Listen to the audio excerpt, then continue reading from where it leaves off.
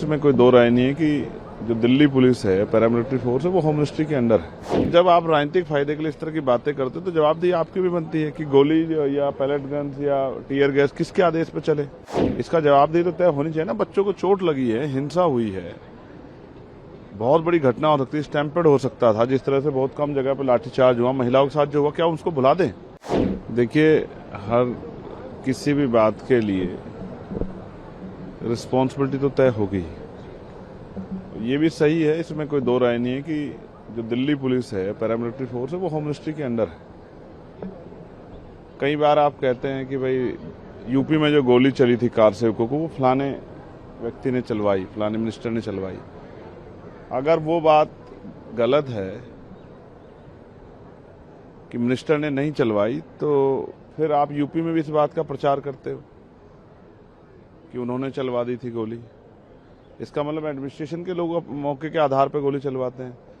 तो जब आप राजनीतिक फायदे के लिए इस तरह की बातें करते हो तो जवाबदेही आपकी भी बनती है कि गोली या पैलेट गन्स या टीयर गैस किसके आदेश पर चले। तो जिसके आदेश पर चले उसको होम मिनिस्टर पे कार्रवाई करें। इसका जवाबदेही तो तय होनी चाहिए ना। बच्चों को चोट लगी है, हिंसा हुई है, बहुत बड़ी घटना हो सकती है, स्टैम्पेड हो सकता था। जिस तरह से बहुत कम जगह पर लाठीचार्ज हुआ, महिलाओं के साथ जो हुआ, क्या उसको भुला दें? ये संभव नहीं। मुझे बोलने का मौका नहीं मिला, पार्लियामेंट में कम समय मिला।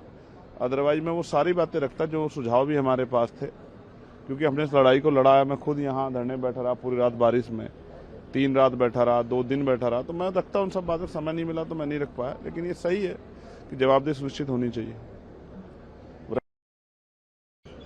राम मंदिर में चढ़ावा चोरी की, तो मैं चाहता हूं कि जैसे देश के हमारे खिलाड़ी जो हैं वो गेम्स में पदक जीत रहे हैं, तो भारतीय जनता पार्टी को चंदा चोरी का पदक हम लोगों को देना चाहिए। इसमें भी स्वर्ण पदक भारतीय जनता पार्टी को मिलना चाहिए कि इनके राज्य में राम मंदिर का चढ़ावा चोरी हो गया। इसके लिए इनको हम लोग बधाई दें और इनको पदक भी मिले, सम्मानित किया जाए भारतीय जनता पार्टी को। मेरा ऐसा विश्वास है।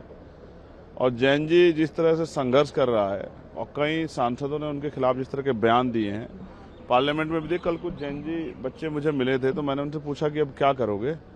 तो उन्होंने कहा जो हमारे खिलाफ बयान दे रहा है उन सब के आने वाले समय में जब हम दोबारा नया आंदोलन खड़ा करेंगे अपनी मांगों को लेकर, तो उनके घरों का भी घेराव करेंगे हम, जिन्होंने हमारे खिलाफ चाहे मीडिया में बयान दिया हो, हमें उल्टे अपशब्द कहे हो या हमारे बारे में जो है गलत बातें कही हों।